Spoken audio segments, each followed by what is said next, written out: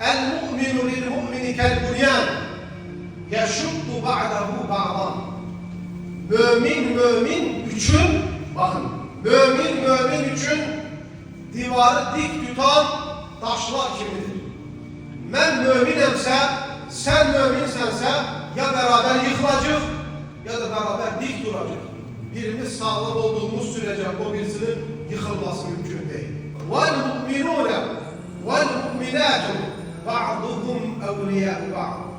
Mümin kişiler, hemçinin müminat kadınlar, birbirlerinin dostları. Bir müminin dostu, bir mümindir. Bir mümine münafıklar dost olmaz. İnnemel mu'minûne ihva. Hakikaten Allah'a iman edenlerdir kardeş. Allah Teala demir, biznesmenlerdir kardeş. Allah Teala demir, mühendislerdir kardeş. Siyasetçilerdir kardeş. Nazirlerdir kardeş. Müellimlerdir kardeş. Bunlardır.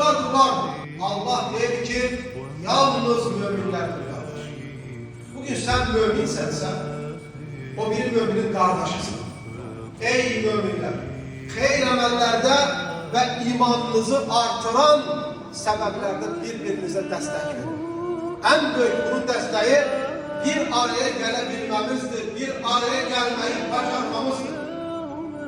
Münafıkların, onların arkasıyla gelen sahtekarların seflerimizi böle bilmemesidir.